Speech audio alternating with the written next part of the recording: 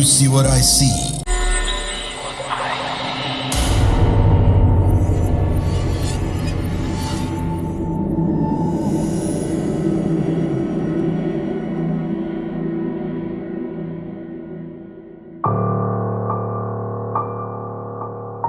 Selamat malam, warga Desa Sukawudi. Balik lagi bareng gue Andri. Selamat datang di Do You See What I See. Jadi kali ini gue bakal menceritakan cerita horor gue di salah satu rumah sakit tua yang ada di Jawa Timur. Gue gak bakal spill lokasinya atau gue juga gak bakal spill kotanya ya. Karena begitu gue spill kotanya, semua orang pasti tahu lokasi rumah sakit ini di mana. Jadi waktu itu gue lagi nemenin nenek gue yang lagi opnam. Dan opnamnya ini memang kayak harus di ICU gitu loh. Nah, yang gue heran setelah di ICU ini, nenek gue tuh dipindah ke bangsal. Bangsal nomor 3. Gue juga gak tahu kenapa harus di bangsal, dan gue ini orangnya trauma banget sama rumah sakit karena menurut gue rumah sakit itu serem banget. Gue juga nggak tahu kenapa vibe rumah sakit itu bisa seserem itu gitu loh. Dan apesnya bangsal nomor 3 ini, biasanya kalau bangsal kan isinya 9 orang atau 10 orang ya, gue juga kurang paham.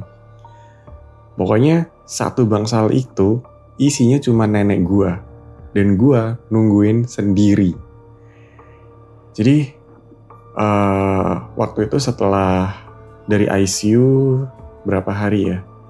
3 hari kalau gak salah. Dari 3 hari pindah ke kamar kelas 1. Habis dari kelas 1 karena ada sedikit masalah ekonomi.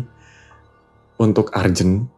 Untuk urgency akhirnya dipindahkan ke bangsal untuk sementara. Dan sialnya waktu itu gue jaga sendiri kan, karena emang keluarga lagi pada nggak bisa jaga. Akhirnya gue dengan sukarela menawarkan diri dan menjaga seorang diri. Gue jagalah sendiri karena nenek posisinya lagi drop banget waktu itu. Otomatis kan nggak bisa diajakin ngomong, nggak bisa diajakin interaksi ya kan. Paling gue cuma harus mandar-mandir, manggil suster, ngecek dokter, bawain makan, atau gue sendiri yang ngilangin suntuk ya kan di rumah sakit. Nah waktu itu sekitar ini hari pertama ya, kejadiannya ada 2 hari. Waktu itu di hari pertama sekitar jam 6 atau jam 7 malam itu ada suster yang kasih tahu ke gue, "Mas, nanti kalau udah jam 9, usahakan neneknya jangan ditinggal-tinggal ya. Sekalipun masnya sumpek, mungkin masnya bisa pakai headset dan fokus ke HP aja, nggak usah yang gimana-gimana." Dari situ aja gue juga udah panik gitu loh. Sebelum dikasih tahu itu gue udah panik sebenarnya, karena ditaruh di bangsal dan itu ruangan segede itu. Dan aduh, gue sampai speechless ngomongnya gimana sih. Ruangan segede itu isinya cuma nenek gue doang. Oh iya, kita lupa bahas konsep lokasi. Jadi konsep lokasinya ini rumah sakit tua yang gede banget, 2 lantai. Bangsalnya ini ada di lantai 1 gitu, kayak di depan lorong yang panjang banget. Dan gue juga gak tahu ya, satu hal yang paling gue benci dari rumah sakit adalah minimnya penerangan. Kenapa sih rumah sakit ini doyan banget pakai lampu kuning gitu loh. Kayak gue benci banget sumpah. Udah hawanya creepy, mereka pakai lampu kuning. Lorong-lorong panjang lagi. Kayak gue benci banget gitu loh sama suasananya. Jadi lokasi bangsal nomor 3 ini bener-bener gak jauh dari kamar mayat. Apes banget gak itu gue. Rasanya tuh kayak udah jatuh ketiban tangga, dilindes truk terus dimakan buaya. Rasanya tuh kayak udah pengen pulang aja, tapi mau gimana ya kan? Akhirnya gue iyain lah itu suster. Tapi karena gue penasaran, gue juga penasaran gitu loh. Gue pengen tahu ada apa sih sampai gue dikasih tahu sampai gue tuh diperingatin gitu loh. Berarti kan ada something wrong di sini. Akhirnya gue siapin mental dulu kan. Gue makan dulu. Itu kan gue dikasih tahu jam 7 ya. Jam 8 itu gue ngecas HP sambil makan di sebelah nenek. Karena nenek gak bisa ditinggal, gue harus standby. Sampai tiba waktunya di jam 9 malam. Jam 9 malam pak, suasana rumah sakit itu tiba-tiba berubah jadi mencekam pak. Sumpah demi pak, itu suasana tiba-tiba mencekam pak. Kayak tiba-tiba tuh gak ada satu kehidupan pun di rumah sakit itu kecuali gue sama nenek. Jadi kayak masuk ke dimensi lain gitu loh rasanya. Sumpah gue gak peres, itu yang gue rasain. Hawa itu yang tadinya dingin, tiba-tiba jadi sesek, jadi sumpek. Padahal ruangan itu luas dan dingin menurut gue. Walaupun bangsal tapi menurut gue itu masih dingin. Karena luas mungkin ya. Tapi tiba-tiba waktu jam 9 malam, itu semuanya berubah. Jadi mencekam, jadi sesek, jadi kayak sumpek gitu loh. Kayak rame banget rasanya di ruangan itu. Akhirnya karena gue udah dak-dikduk ya, gue suges duluan. Gue pakai lah itu headset kan. Tapi karena gue harus standby, volume HP itu gue gak berani kasih 100%. Jadi paling cuma 50%. Nah, dengan kondisi seperti itu, dengan situasi seperti itu, otomatis gue masih bisa dengar suara-suara dari luar. Gak tahu kenapa, di 30 menit pertama tuh gak ada apa-apa, cuma hawa-hawa aja yang gak enak. Jam 10, itu mulai ada suara, suara kayak bed, tahu kan bed rumah sakit yang didorong. Nah, kayak gitu. Cuma gue positive thinking, oh ya mungkin pasien baru masuk. Karena kan nggak menutup kemungkinan ada pasien operasi atau pasien baru masuk dari IGD mau dipindah ke kamar mana, kan nggak menutup kemungkinan. Itu kan bisa terjadi di segala jam kan. Gue nggak ambil pusing. Sampai akhirnya di 10:30 nenek gue tiba-tiba kejang. Tiba-tiba tuh kayak kejang, matanya tiba-tiba melek, kejang, sambil nunjuk-nunjuk ke arah luar, ke arah pintu. Gue panik dong. Gue panggil suster, udah diamanin. Gue tanya dong sama suster, "Sus, ini kenapa tadi ya? Kok reaksinya kayak gitu sambil nunjuk-nunjuk pintu?" "Oh, nggak apa-apa pak, mungkin lagi kaget aja kena kena efek samping dari obat." Sebenarnya nggak logis di otak gue. Mana ada efek obat kayak gitu tuh, mana ada sih. Mau dibilang anestesi juga nggak gitu-gitu juga, nggak yang sampai gitu-gitu amat kali. Anestesi tuh paling ngelindur gitu kan. Akhirnya ya udahlah, gue nggak mau ambil pusing karena gue juga udah capek. Akhirnya gue nggak debat. 11:30 gue masih standby. Dan dengan hati yang udah kacau, dengan pikiran yang udah tersugas kanan kiri, udah ketakutan duluan, tiba-tiba ada kursi roda masuk ke bangsal. Bener-bener kursi roda masuk ke bangsal. Dan itu gak ada pasien, gak ada yang ngedorong. Jadi itu kursi roda jalan sendiri. Pelan gitu. Bunyinya juga bener-bener bunyi, kayak bunyi-bunyi ngedecit gitu.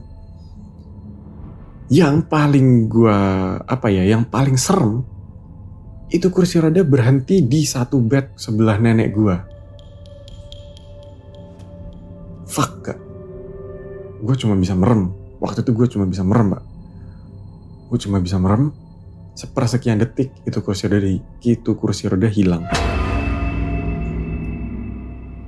Dari situ gue kayak ngebisikin nenek gue. Gue bilang gue mau ke nurse station. Gue mau ke tempat suster, gue mau laporan terkait hal itu.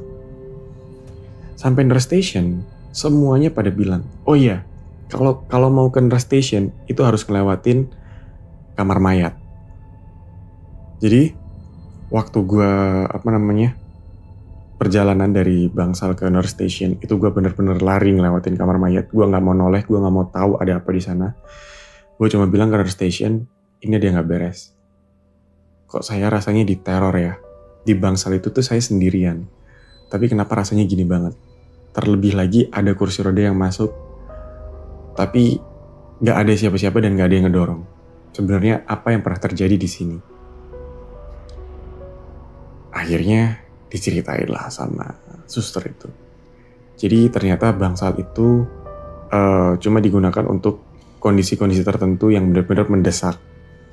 Karena memang pernah ada kejadian, ada satu pasien cancer yang gagal survive dari kemoterapi, meninggal di situ. Gue juga nggak tahu gimana lengkapnya, tapi yang jelas kurang lebih seperti itulah ceritanya. Dan gue langsung rujuk tuh ke suster, tolong dong dipindahin, kalau nggak bisa malam ini paling nggak besok, saya nggak mau tahu gimana caranya, saya mau pindah dari Bangsal ini. Akhirnya setelah selesai ngobrol panjang lebar, gue balik ke nenek gue. Apesnya gue itu waktu gue lewat kamar mayat, itu kan gue lari ya. Waktu gue lari, itu tiba-tiba ada muka kayak nempel ke jendela.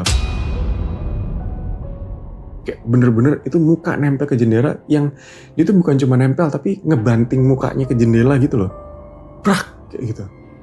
Wah gila, itu gue langsung jatuh, dengkul gue lemes, gue ngesot pak sampai sampai Bangsal, sampai nenek gue. Sampai situ gue langsung tidur, gue pasang headset 100% volume gue gedein, gue gak tahu apa yang terjadi malam itu. Gue pegang tangan nenek, jadi maksud gue tuh walaupun gue gak bisa denger, tapi kalau ada apa-apa gue bisa rasain. Gue tinggal tidur sampai akhirnya di pagi hari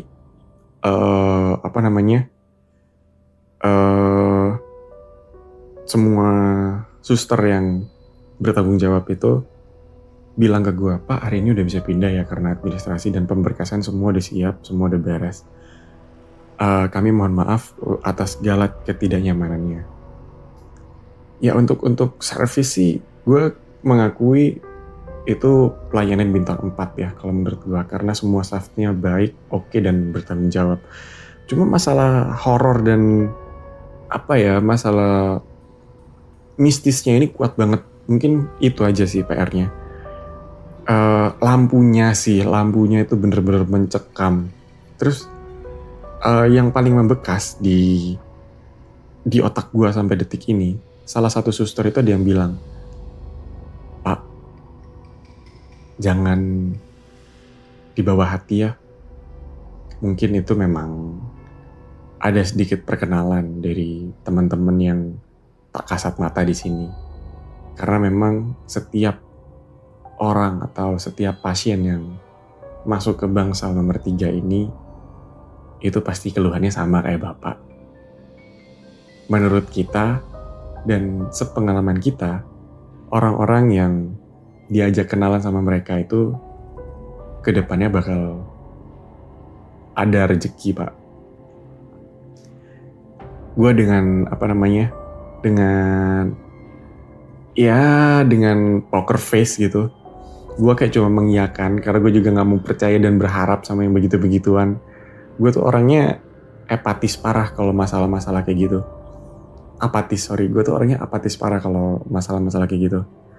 Tapi yang anehnya, bener Pak, sehari setelah kejadian itu, nenek gue pindah kamar, malamnya tuh udah boleh pulang Pak, langsung sehat walafiat Pak, langsung sehat, langsung normal semua kondisinya. Ya mungkin something happen for a reason lah, nggak semua hal buruk itu berarti buruk bagi kita. Mungkin itu aja cerita gue malam ini. That's it dari gue. See you and goodbye.